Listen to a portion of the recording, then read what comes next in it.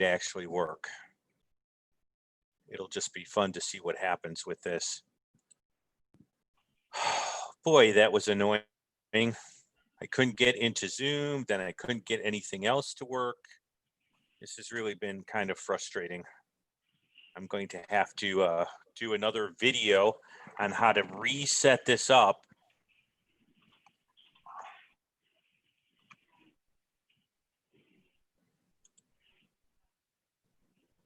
Okay, I'm on, so I don't know what this is really kind of worth here, but we're just having all sorts of internet problems. Is it just you and I? Yeah, it is. But what I've been doing is streaming this through Restream, and it's worked every other time. And I restreamed it through Restream, and that way I had like 4 or 5 people on my channel watching this. And it was really cool. We had some folks from Australia and everything. And it was really nice, so that even though no one showed up for Sunday school, I still had 5 people for Sunday school. And so it was really cool. And then 30 people watched it over the next week or two. So it was really exciting. But somehow when I rescheduled this meeting, what I needed to do was reset up Restream with it the entire way. And I didn't think that I would have to do that, because I thought Zoom would keep it, but apparently it didn't keep it. So I'm going to have to fix this for upcoming. It's just frustrating because I'm getting on with Anthony Rogers and doing an apologetics broadcast on George's station tonight. And if it works near as well, you can hear me, right? Yeah. Okay. If it works nearly as well, we're going to have a real mess tonight. So I've just got some noise in the background, and so that I don't keep interrupting you, I'll leave it on mute, but I'm listening. Okay. Well, let's talk about Leviticus, and I'll clean up the channel afterwards. Maybe I'll get lucky and a few people find me, because we're over, wow, we're like a half hour late, which is also really sort of frustrating. I just don't know. I think every time you set up a new Zoom reoccurring meeting, you have to go in and reset up Restream, so Zoom doesn't hold on to it. What I should have done said was use the same. That's probably what it is. Yeah, and so what I should have done was built it off the same settings as the old meeting. It's what I should have done, and then it might have brought the settings over. So I didn't expect Zoom to do that to me. So it's just been a week of trying to get things together. We're in Leviticus. Basically, we're dealing with some miscellaneous laws. Okay, hang on here. Where did I put my Bible? Okay, go Leviticus 19:19. 19:19. That sounds yep. familiar.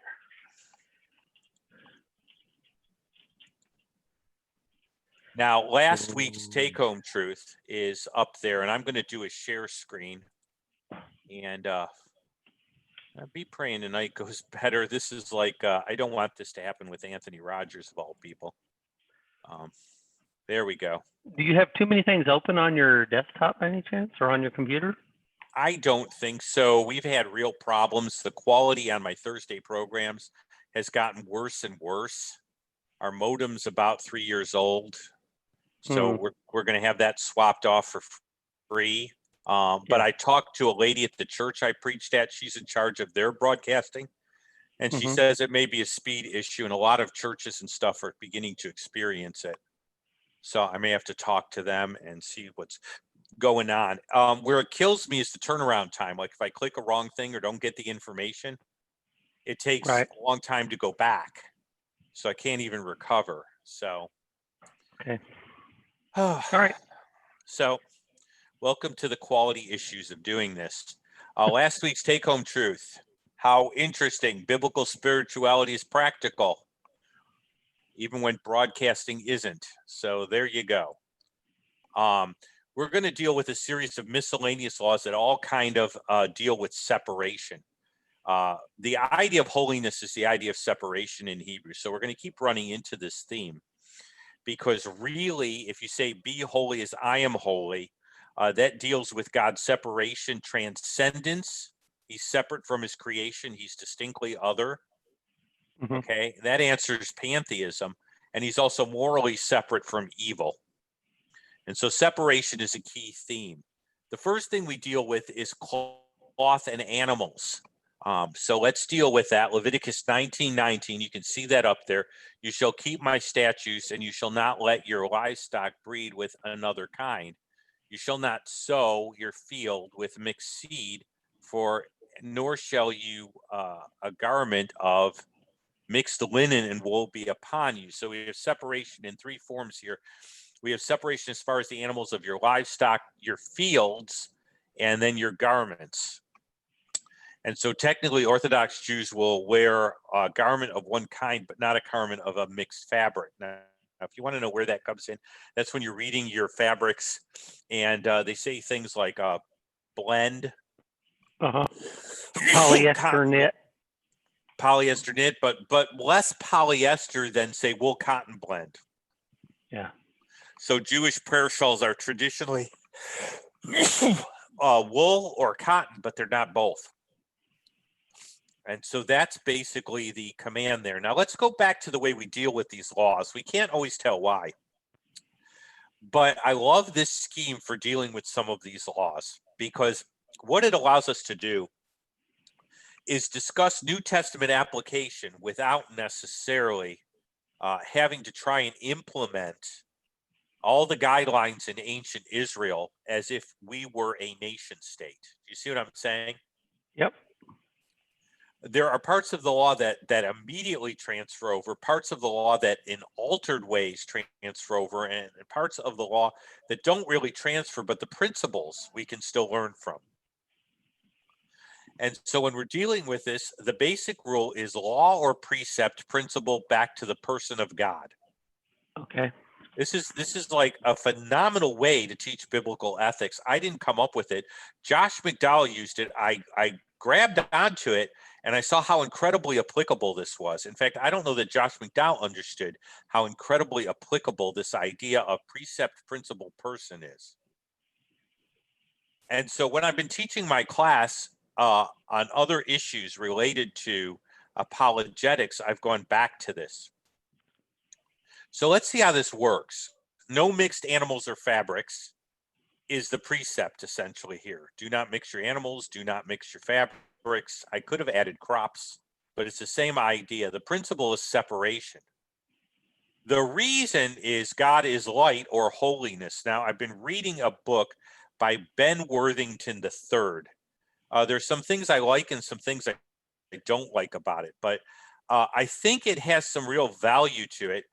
He decided that the best way to deal with things, essentially, was in terms of the idea that instead of just looking at the adjective statements, you should look at the noun statements, God is statements of the Bible. We ignore those too much. We focus on all the adjectives. And his idea was that the nouns are foundational and the adjectives kind of come off of those nouns. And I think that's an interesting yet worthwhile sort of idea. And so I've been interested in it. Now, I think he takes it a little bit far. And there's some places he goes I don't like, but there's some places he goes that I do like. Okay. And so he talks about this. And so one of the statements we find out from 1 John is that God is light and in him there is no darkness. And as he talks about, well, what does it mean God is light? Is he a flashlight? I mean, does he glow in the dark? What do we mean by that? Now, that may be manifested, but the reality is God is light and in him there is no darkness, speaks to his holiness. And so the person of God is holy, or God is light, and in him there is no darkness. He is pure, goes to the principle of being separate, which goes here to the precept of mixed fabrics and animals and fields. All right. Okay. So for clarity, God is light. Light is a noun. You're not saying God enlightens or God lights up the room. God is the light, and you're using that as a noun instead of as an adjective. Right. And that's what Worthington's pointing out that I sort of like, is that there are essential things that God is. It's not that he's like this, he is this. He points out God is love. That's out of 1 John.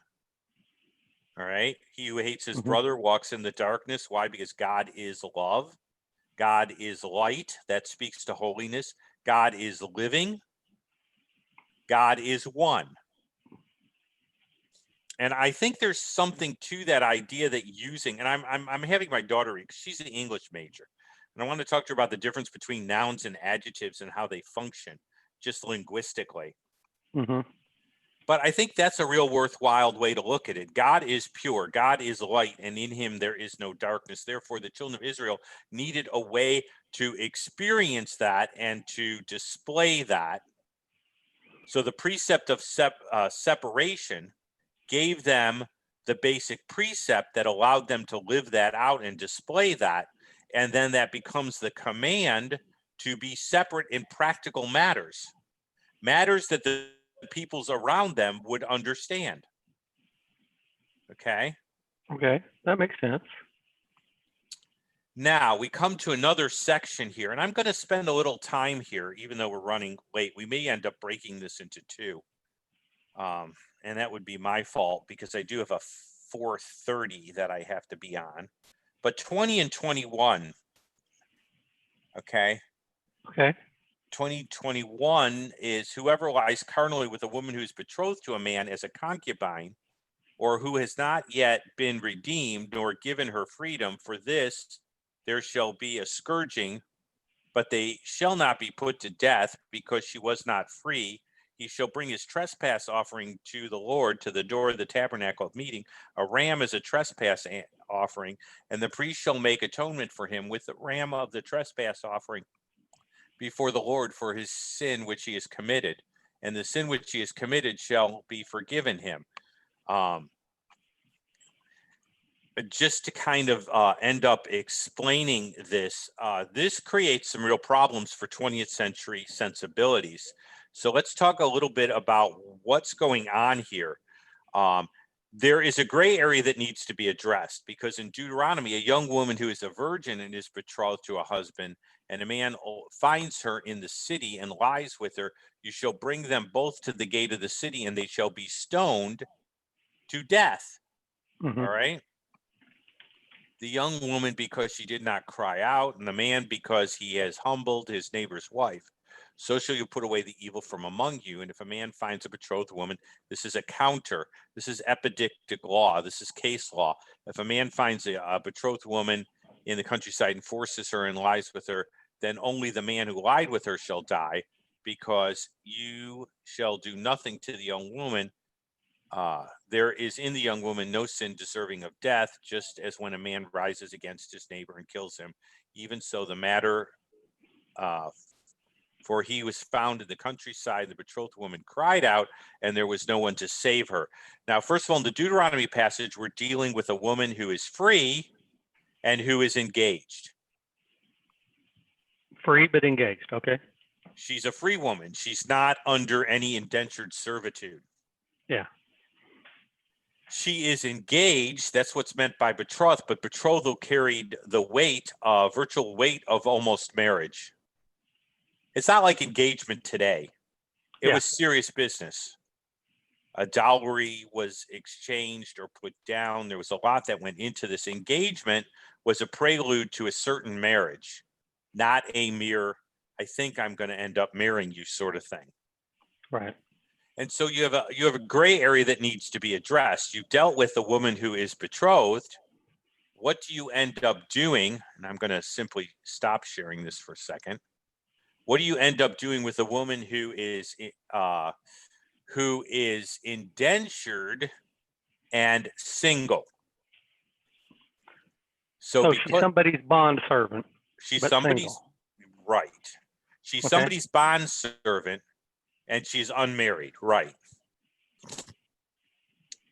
And so there's a need to kind of deal with this sort of situation. And so God ends up dealing with it. Now, this is going to shock sensibilities of people today. And so we need to deal with it from that standpoint. Okay. And so Okay. that's why I'm going to this section here. I'm making our screen a little bigger. No, I'm not. Okay. So is there a modern equivalent of a bond servant? Not really anymore. We have employment and it's voluntary. Yeah. This was if you were serving to pay off a debt or a debt for your family. Yeah, I understood. I can't. I guess in Jewish tradition, is there a modern equivalent? But it doesn't sound like it. No, not really, because we have bankruptcy now. Yeah. You couldn't just declare Yeah, bankruptcy that's true. Yeah. and get away with it. Yeah. If you indeed owe somebody, you owe them whether you had the funds or not. Right. See, we have this idea that if someone's poor, they're absolved of their moral responsibilities. Right. The ancients had no such idea. Moral responsibilities were just that. They were moral responsibilities. The fact that you had not the means that some sort of provision had to be worked out, but not that you were free and clear. Yeah. By the way, that's hurt our society. Ooh, somebody's going to get mad at me. That has hurt our society immensely. Yeah. You're right. It has allowed I'm not sure the right word, but just off the top of my head, it's kind of cheapened relationships. You can get in and out of things so easily that things become frivolous. Well, and someone has to foot the bill. People don't get this. Everybody wants freebies, and so do I. Yeah. And that's all great and well and good, but the problem is,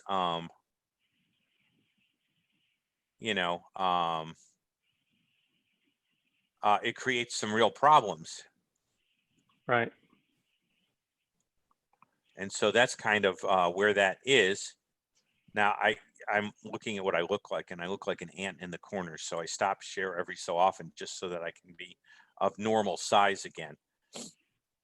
Because I feel like Ant-Man, Yeah. But this creates a real problem because someone has to foot the bill. People don't get this. Yeah. Okay. Anything The bill you don't always pay comes for, due. the bill always comes due.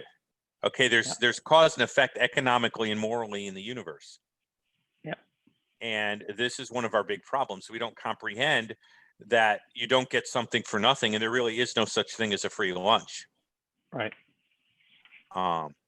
So there had to be a way of dealing with this. The way God dealt with it was two basic provisions. One, we talked about last week, which was the idea that the corners of the field and the gleanings that fell were allowed to be given to the poor, and we went to the book of Ruth. So there was a workfare provision. There was also an indentured servitude position. And both of them were essentially workfare, and I talked about this. You rob people of dignity if you give them no way to contribute to society. Mm-hmm. I hate to be political, but the reality is this: we don't do the poor any favors by keeping them poor and making them dependent. That's correct. No, I completely agree with you. I Somebody think might be angry, but it won't be me. I think we need to get it through our heads that what we need to do is to give the poor a way to contribute to society. Yeah. Whether it's in skills, opportunities, or even some sort of workfare program. And by the way, that was done during the Depression with the WPA. It was Works done at other Progress times. Administration. Yep. Mm-hmm. Civil Conservation Corps. Civil Conservation Corps. These were all ways of creating a place or a niche in the workforce that was subsidized. Yep. Unfortunately, we have a political party that I don't think really gets this. So I want to vote for a pro-work candidate. It doesn't mean I blame the poor. I want to vote for a candidate that wants to put people to work, not a candidate that just wants to give stuff. And so this provision was there as a way of employing people. It wasn't necessarily as nice as we would like. It still was a servitude system, but it was not the modern slavery that is chattel slavery that this is often associated with by neo-atheists and others. So we need to remember some important facts. Now, a great book, which I had right here, I'm going to grab it because I do this for my folks on my apologetics channel, Is God a Moral Monster by Paul Coupon, major apologist, book I had to read when I was in my doctoral program. I don't agree with everything, but it's making sense out of the Old Testament God. And he deals with these sorts of moral issues and how we're to understand them. And he points out something that I wish could be used more often. What's Okay. that? This is not a 20th century society that we're dealing with. All right. We're dealing with a society at a certain time in the Near East. And what God is doing is he's creating safeguards and more humane laws so that they'll look different than their neighbors. Their neighbors will be drawn to God, and then God can continue to reform. So what God is doing is he's reforming a society that can influence or have an effect on other societies. It's And late so, Bronze Age too, right? Or early yeah, Bronze Age. early Bronze Age. probably. I mean, he Yeah. gives more of the dating and time. We need to understand what Near East society looked like. I really hate it when neo-atheists complain about the Bible's morals when they're complaining based on a moral system based on the fact that the Bible's morals exist. Right. In other words, you have no basis for complaining about equity or equality in a naturalistic Darwinistic system. So you're borrowing the goods of the Judeo-Christian worldview to criticize the Judeo-Christian worldview. That's right. That's exactly what happens. And it's dead wrong. Yep. The media does it. It's amazing how widespread that line of argument is. Right. And the answer is you're being hypocritical. Yeah. You can't have your cake and eat it too. You have to set up an entire different foundation that validates your complaints and not assume that they should be accepted. In other words, you have no right to complain until you show me how Darwinistic naturalism leads you to the same moral stances. Yeah, that'll never happen. Unequivocally. Yeah, that'll never happen. It'll never happen. They'll fall back on some, if they have a little bit of education, they'll fall back on some weak defense of natural law, and it goes nowhere. And the fact that they can't do that means that they have no real basis for their argument. Right. Okay. Their argument is essentially invalid. It does not attain. Yeah. So you use philosophical language. The Near East was not a pleasant place to live life. It was a hard place. It was a hard environment. The morality was far looser, as we're going to see.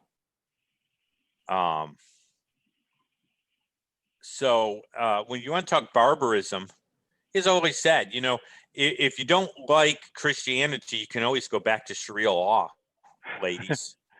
Yeah, that reminds me of the joke. What did liberals use for light before candles? What did liberals use for light before candles? What? Electricity. Yeah. Yeah.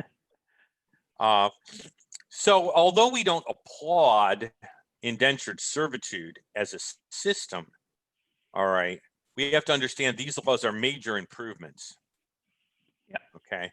In fact, Paul Coupon says the reading of Leviticus 19 and Exodus 21 may seem that women are treated as property. That's the accusation. However, we observe that despite Israel's inherent and imperfect patriarchal structure, I have to be a little careful. I don't necessarily mind a healthy patriarchal structure. These laws actually were there to protect women as well as the family structure, which was central to Israelite society. Okay. Mm-hmm. Rather than viewing these legal texts as demeaning women, we should actually see them as protecting the vulnerable. To get further perspective, now this is what the Near East was like. Consider again Near East cultures in this regard. Punishments often included the vicarious sort. For committing certain crimes, men had to give up their wives, daughter, oxen, or slaves. How'd you like to have to give up your daughter because you did something wrong? That's a steep penalty. Yeah. Men would have to, a clear indication that women were often deemed the property of men in the Near East. Mid-Syrian laws during the same time period punished not the rapist, but the rapist's wife, and even allowed her to be gang raped. Wow. Payback. Payback. But not the guy who did the rape. Yeah. His wife. So this is a vast improvement over what existed at the time. By the way, Paul Capon points it out in page 140. Okay.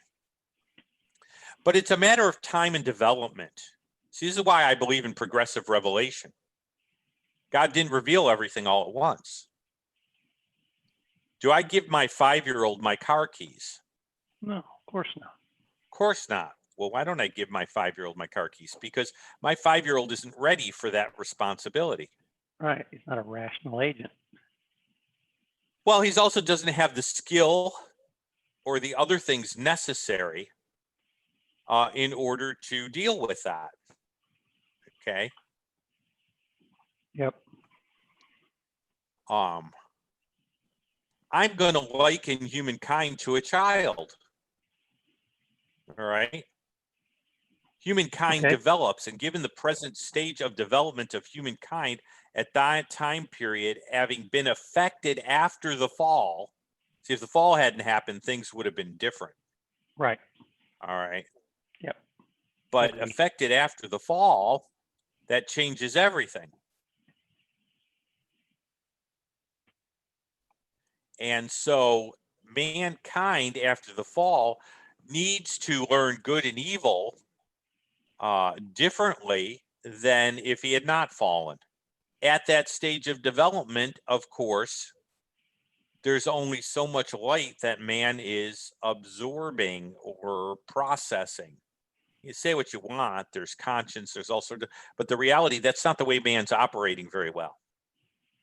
Okay. Only after the gospel comes is mankind ready to absorb the moral principles of the law in a higher and more refined way. Wouldn't that irritate a bunch of Orthodox rabbis? Okay. No, that'd drive Rabbi Singer crazy, but the reality is it's true. Okay. And this is my point. You know, Rabbi Singer, if you're going to really live by Torah, you're going to, impose these injunctions.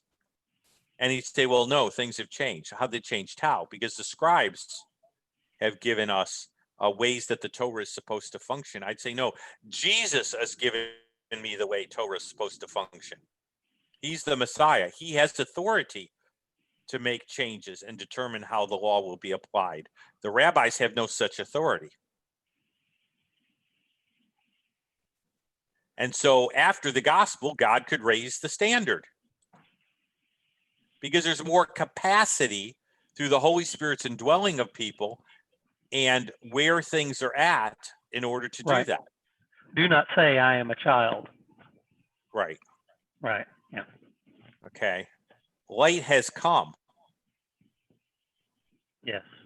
Okay.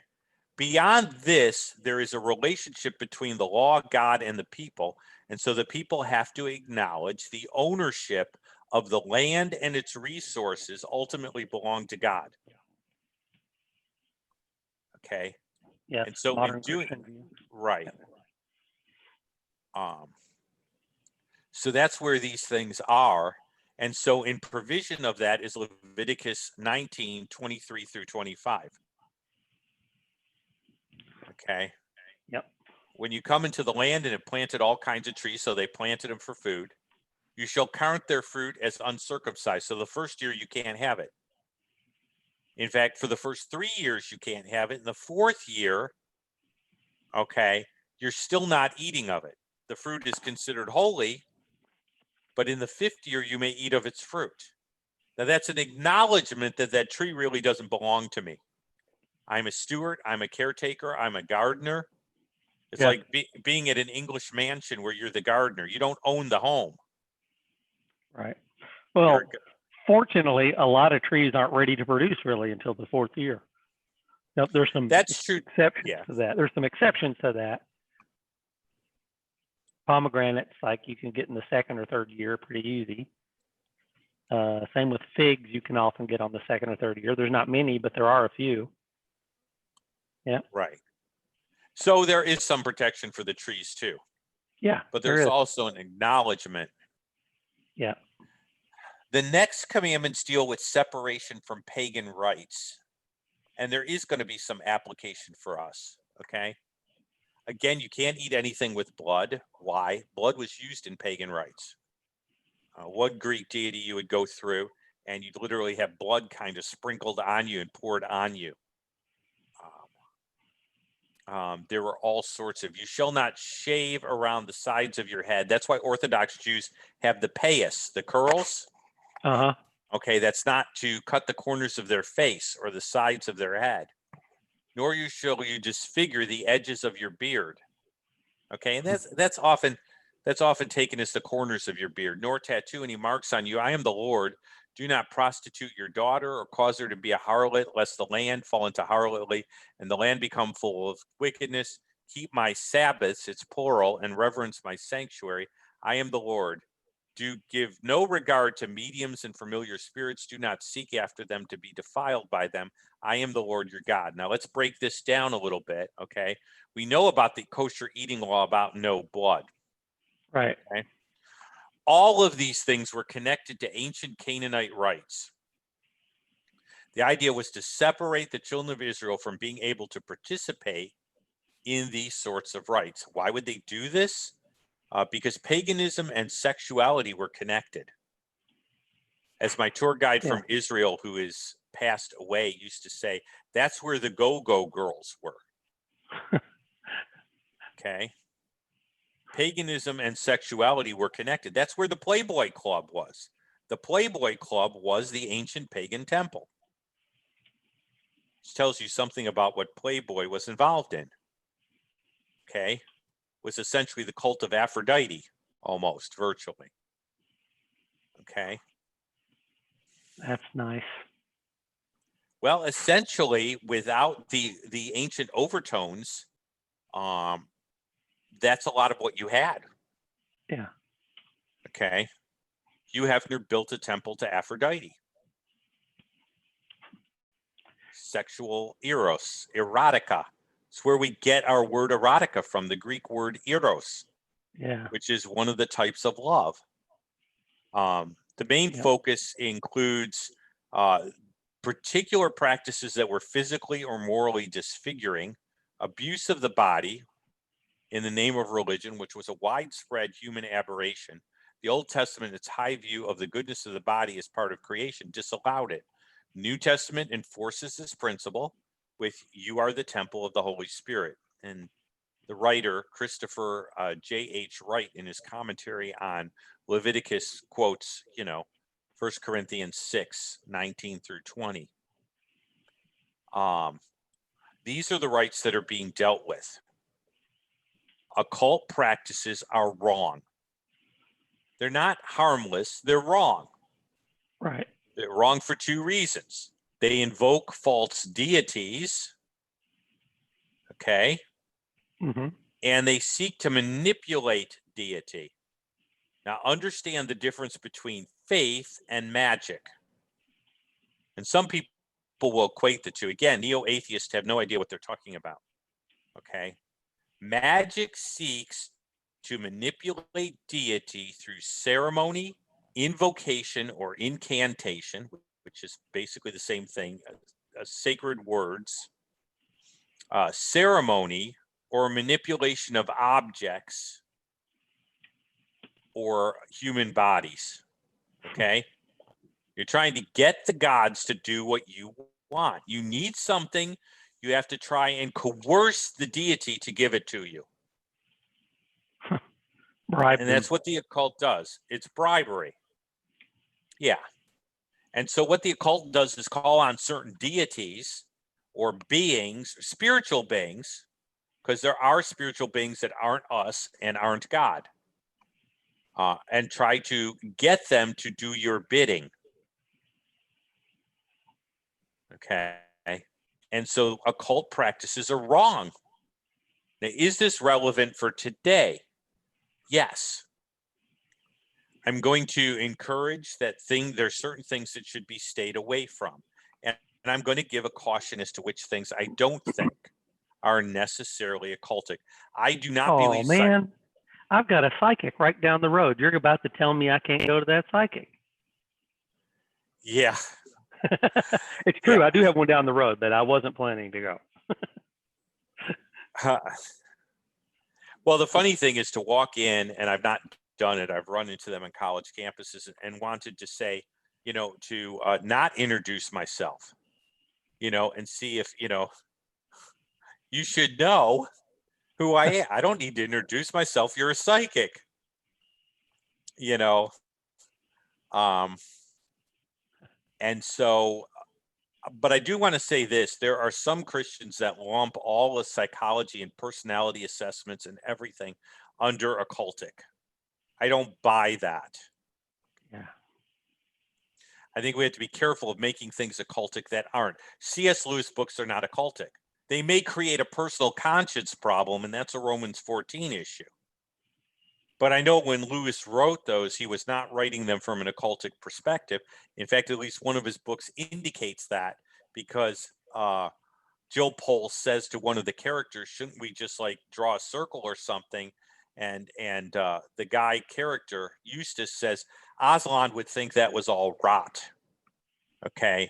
That wasn't Lewis's framework. You can get mad at him for being Anglican, but you can't get mad at him for being occultic. He is using terminology in kids' books in order to convey spiritual truth, and he uses some terminology that would be engaging to children and interesting to adults. And let's be honest, right now, if somebody who is primitive was looking at me and I was talking to you on my computer, they would think it was magic. It would appear as magic to them. That's true. So, I'll go on further, but that's just a caveat. Let me give you some things that are astrology. That's occultic. Yep. Divination and fortune telling. That's occultic. I Chang is essentially occultic. That's where you shake the thing up and you drop the little things down and see what pattern the falling stick make. And then you Yep. open the I Chang book and you figure out, what that pattern, that's divination. Throwing animal bones or sticks or any of that to foretell the future is divination. Yoga, depending on the instructor. Now, some yoga instructors are interested in the physical art of stretching. Right. That's the Namaste yoga. Yep. Some want to include elements of Hinduism. Yes, they do. Devora had to deal with a lot of this because some of the modalities of massage are good physically, but sometimes they don't draw real clear lines between the physical and the things like chakras and stuff. Okay. Yeah. So she had to walk a fine line. Some yoga instructors will treat yoga like a Pilates class. By the way, Pilates was developed by a boxer who wanted to increase his strength, his agility, and his flexibility so he could knock people out better. Yep. I've actually taken it. I have too. I really have trouble with holding any static pose for long. Okay. Oh, it really helps my flexibility. It does. I probably could use more work with that. I jokingly say that when I'm doing cardio kickboxing, I'm about as graceful as the Hulk.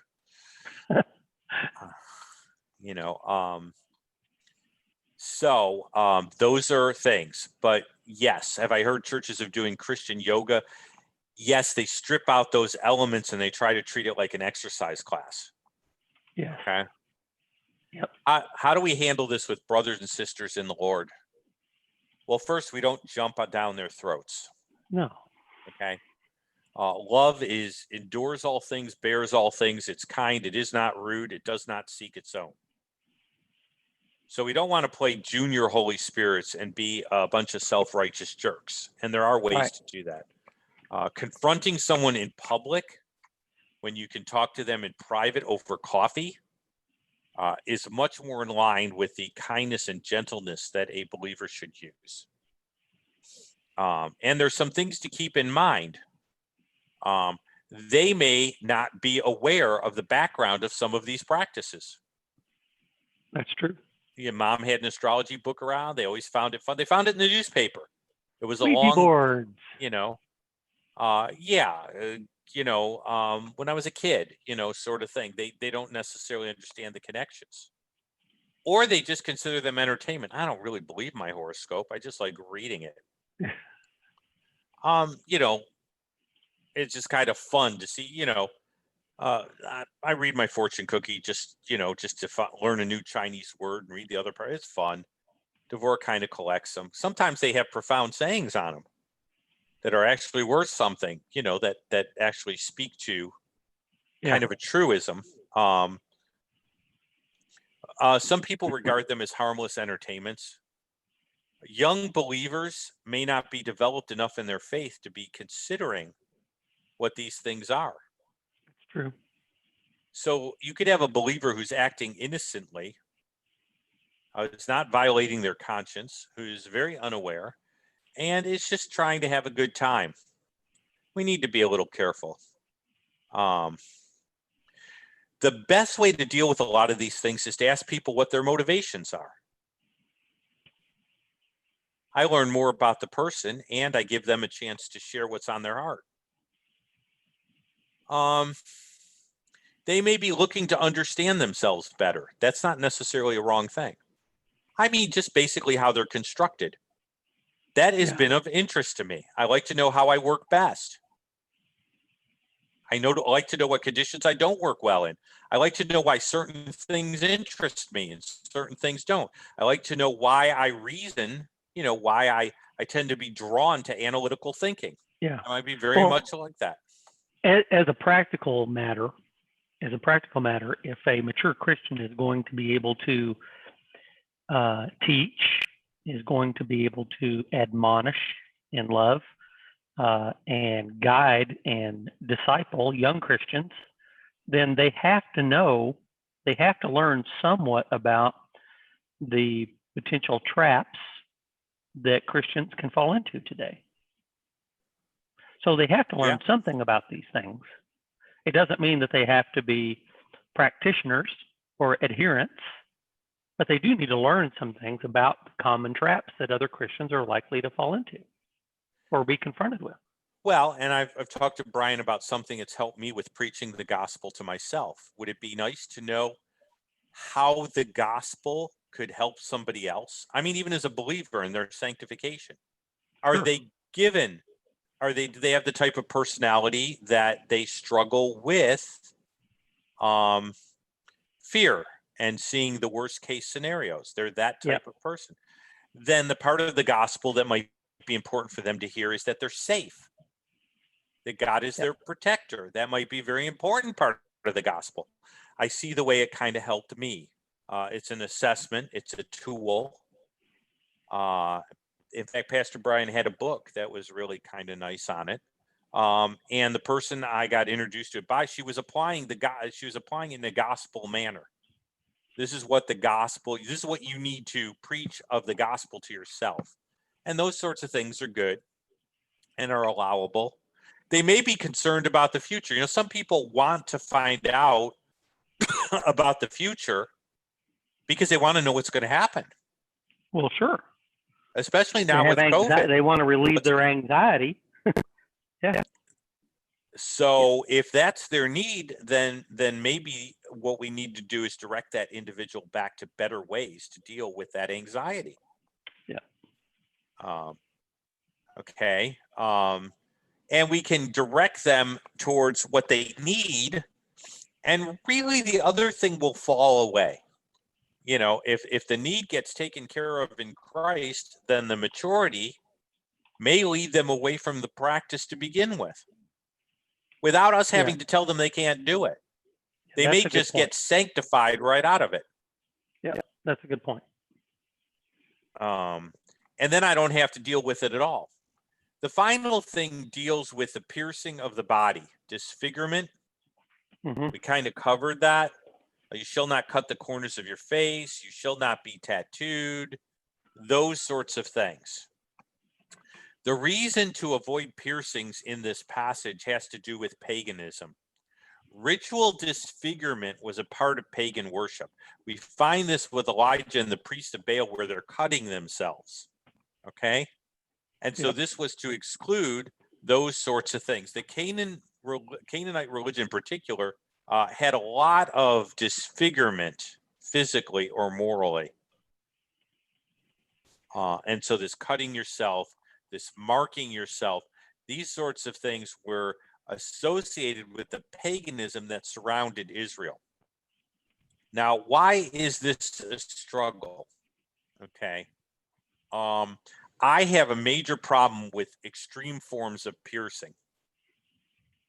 I have a basic theory in life. Skin was designed by God to keep the inside stuff in and the outside stuff out. Yeah, you and I have had this conversation before, but I agree with you. Just Yep. where do you draw the line? If you accept Well, a that's little, where it gets well, then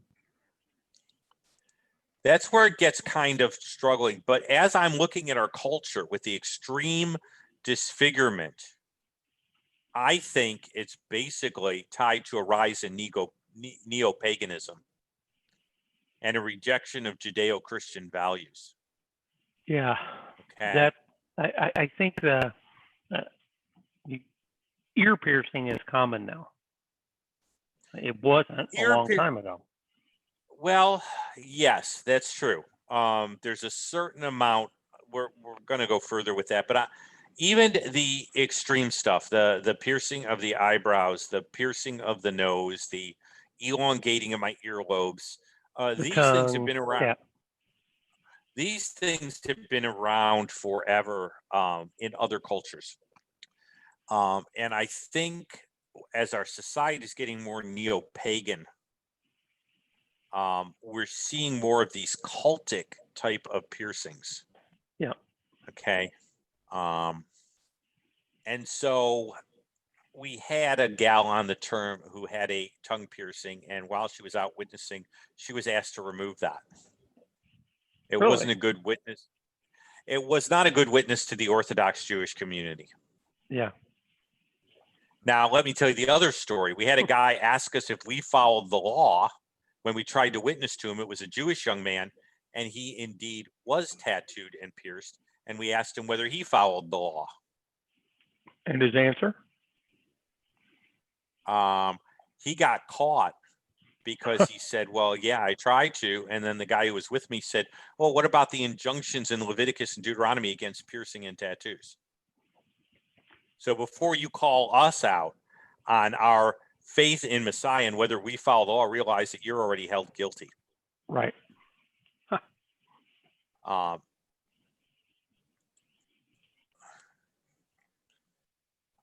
Yeah, I went through this with the girls. Essentially, they're girls and they wanted to look like girls, and it wasn't a hill I was ready to die on.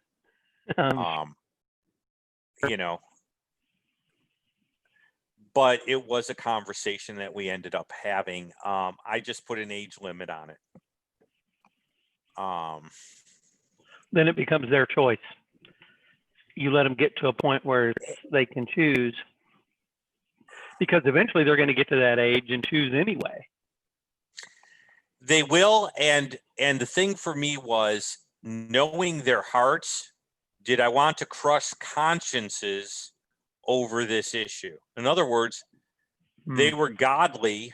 Their motivation was for the Lord. They had a different opinion.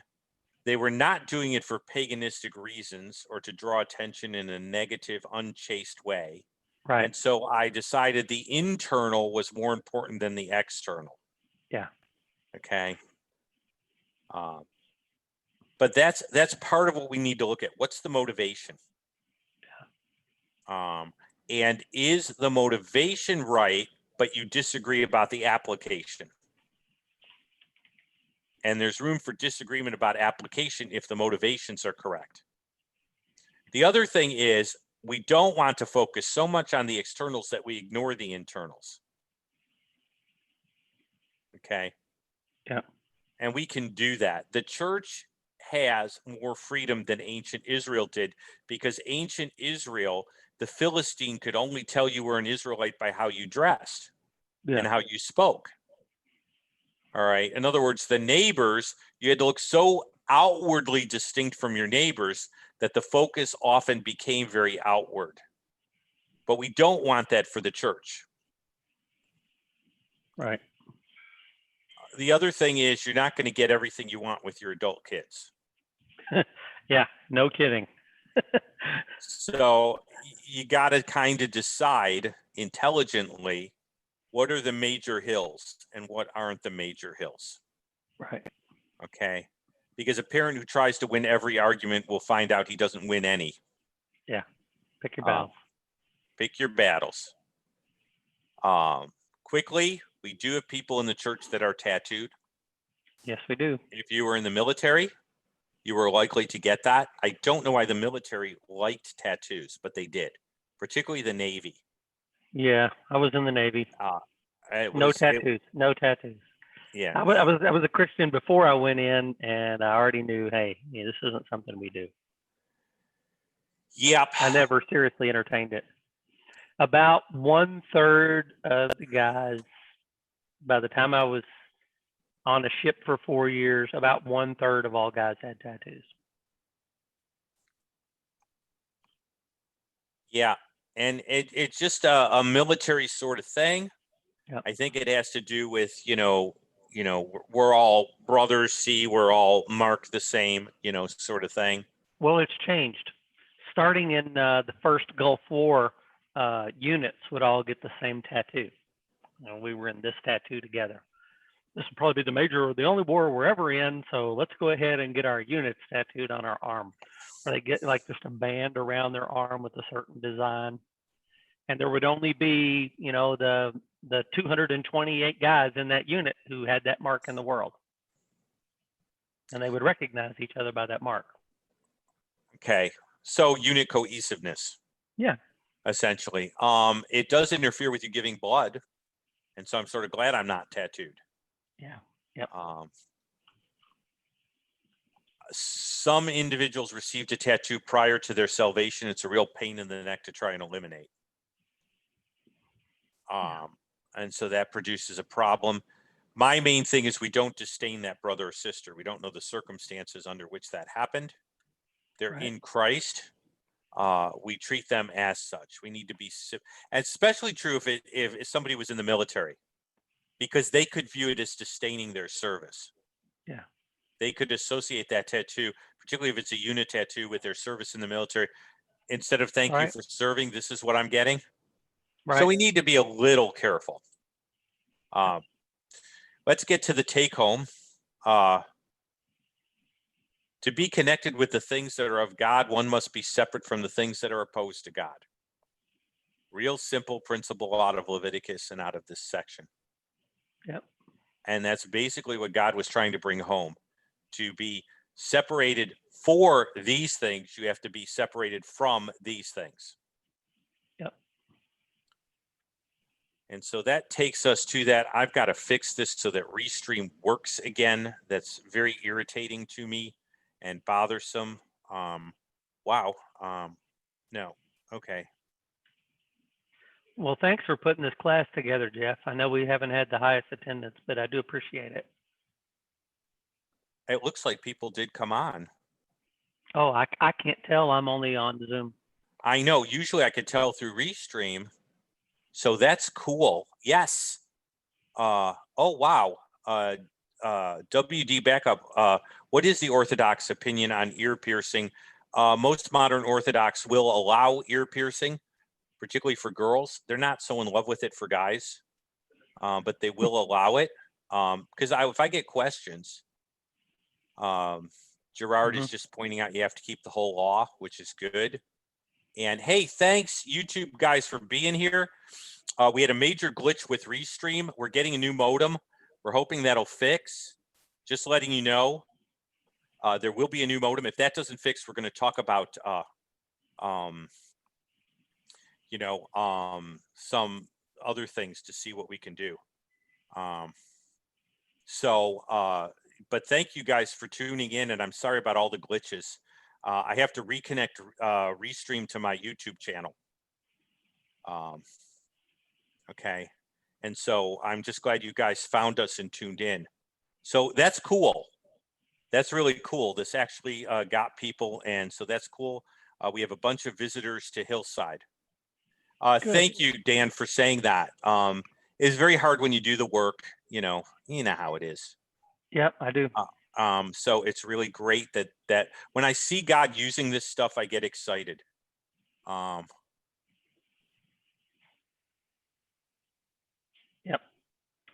All right. Are we at the end? Okay.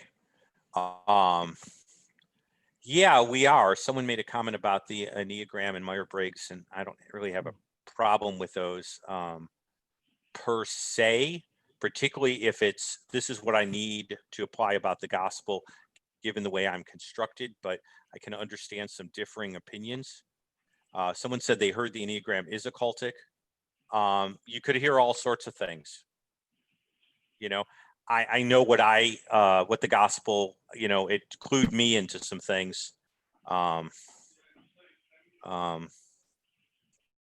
So different opinions, and I welcome those. I just view them as a tool. So that's just for the folks out there. And I found the Enneagram, especially done by some of the practitioners, which they do it in a gospel-centered approach, really kind of useful. And someone said, "What's your type?" Okay, ISTJ. So, Dan, I guess we are. Are you still there? I'm still here. Okay. We're setting up for our next class. Okay, I'm going to let you go. Okay. And then I'm going to stay here briefly just to shut everything down and get everything ready. Okay. Okay. Thanks for your time. I really appreciate it. I really appreciate you being here, and I appreciate the other folks. So Okay. great. See you next week. Yep. Sounds great. Bye. Bye. I'm just sticking around here for a few of the other folks. I didn't even know you were there because Restream wasn't working.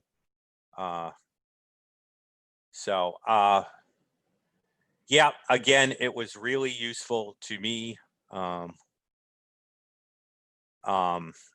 the practitioners that I knew that were using it was all, this is what you need to preach about the gospel to yourself.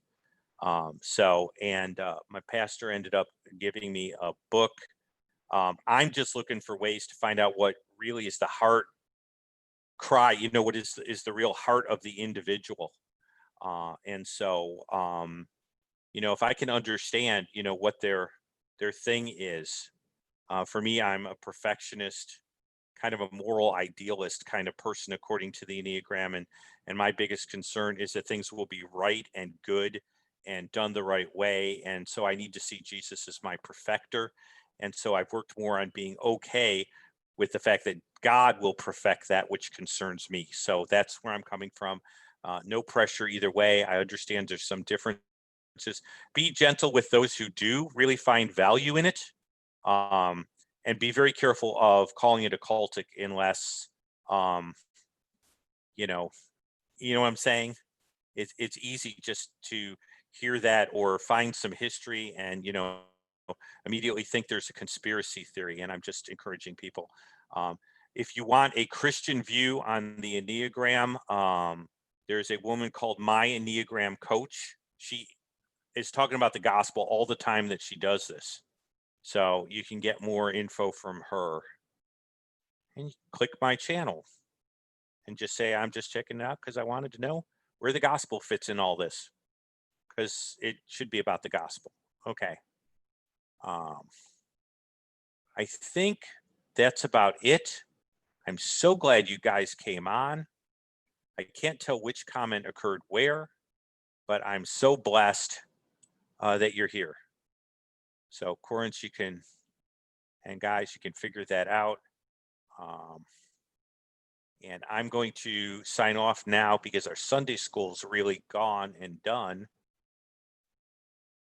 But I'm just excited you guys were here. So, and I don't even know where your comments went. So,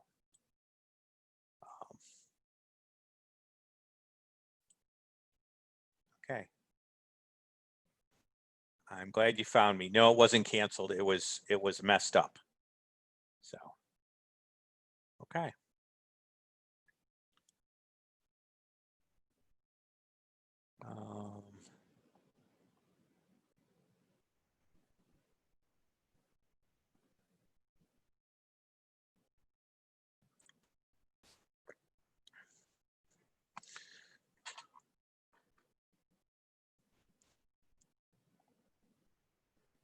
And I know there's some folks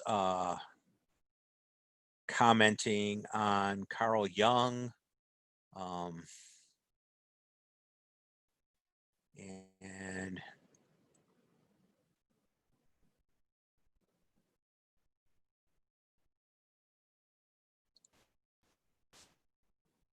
oh, wow. Ben Shapiro actually took that test, ended up being an architect as well. That's just interesting from a Ben Shapiro point of view. Okay. Well, guys.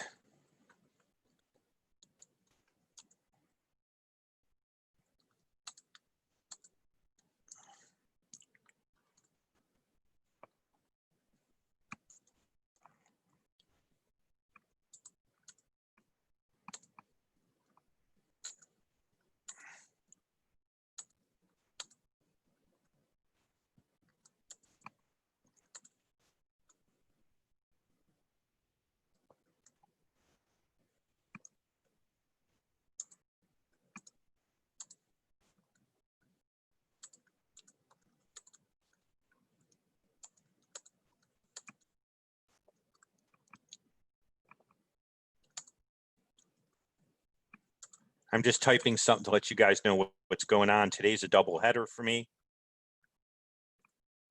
So I'm trying to type.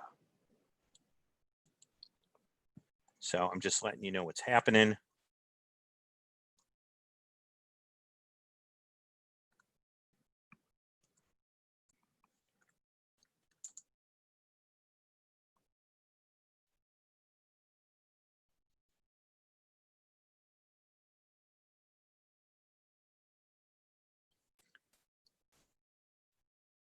So I have to get ready to be on with Anthony Rogers on the basic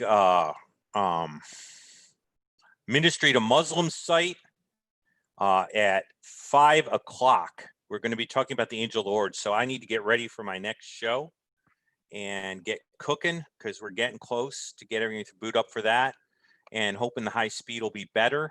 I'm so excited you were all here. Which YouTube station is that going to be on? Let me get that for you.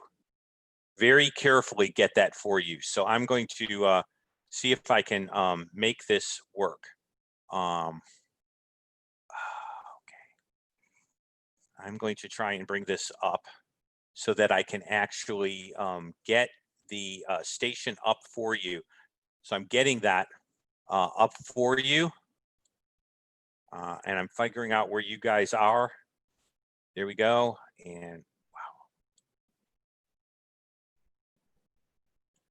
Okay. Okay, there you are. It's going to take me a second to pull that up, but it's on my Facebook station. And so let me pull that up and I'll get you the information right now. I know it's going to take a second or two.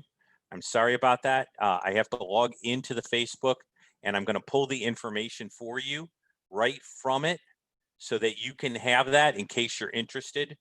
Anthony Rogers will do a great job. I'm hoping I can keep up with him. He's really quite versed. So I'm hoping this will work. And I'm going to do a stop share for just a second so that I can be on here and pull this up. Okay, and I'm in here and I'm going to go down and get the info for you right now.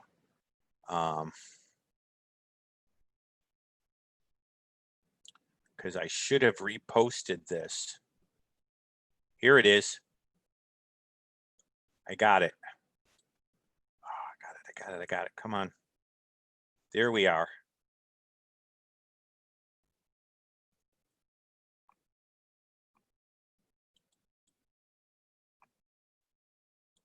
I'm getting that, copying it.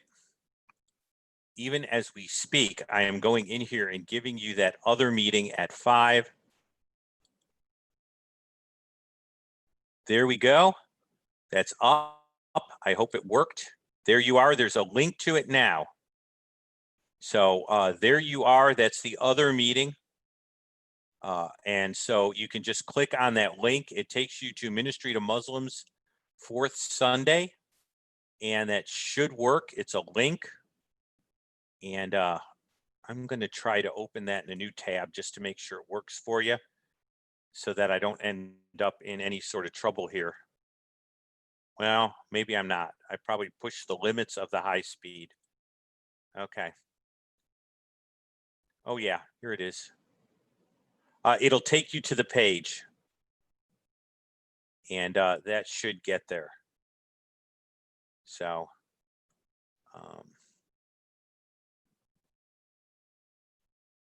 and that should work for you. From there, you should be able to get there. So there should be a link or some information for you. Well, I'm going to say bye for now and get ready to go off the Zoom meeting. So,